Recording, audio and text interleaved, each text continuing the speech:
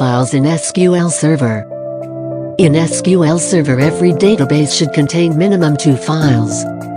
Without having files, database cannot run. The main purpose of this file is to store the data. Now, what are the types of files in a database? MDF, NDF, and LDF. Now, 1. What is the purpose of MDF file? MDF file is a startup of the database in SQL Server Database. That is, whenever you start SQL Server Database, the first file comes online is MDF. MDF contains other file informations. Per database, only one MDF file is created and cannot be deleted. 2. What is the purpose of MDF files? When primary data file is full, depending on the requirement, we can add multiple secondary files to the database. Multiple number of secondary data files can be added. 3. What is the purpose of LDF file?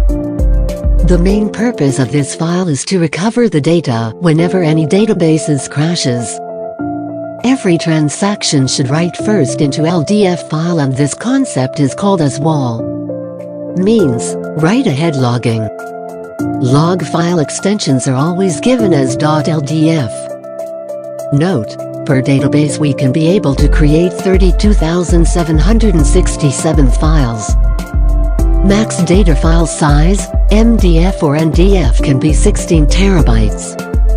And log file or LDF can be 2 TB.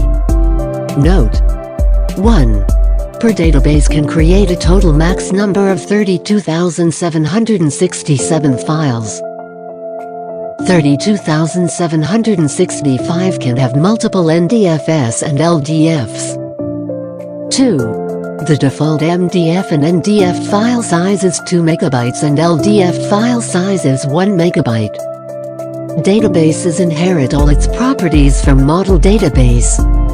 Now, 1. How to add a file by using a TSQL query? Alter database name. Add file. To file group primary. 1. Every database should contain logical name as well as a physical file name with specific extension. 2. Every file should contain one file ID to communicate with the databases by using database ID. 3. MDF and NDF files store data permanently and LDF stores data for initial transaction processing. 4.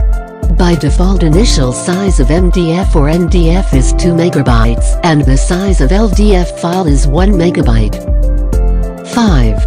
Auto growth option is always set depending on the file type and gives more value of file growth, which increases the performance of the database to speed up the transaction. Note: in SQL Server we can add NDF or LDF files to the database without downtime. How about system databases? 1. Master. We cannot be able to add any data or log files to master database. 2. Model. We cannot be able to add any data or log files to model database. 3. MSDB. We can be able to add files to MSDB database. 4. Temp. We can be able to add files to temp database. 5. Resource DB. We cannot be able to add any files to resource database as it is a read-only database containing system objects and is hidden.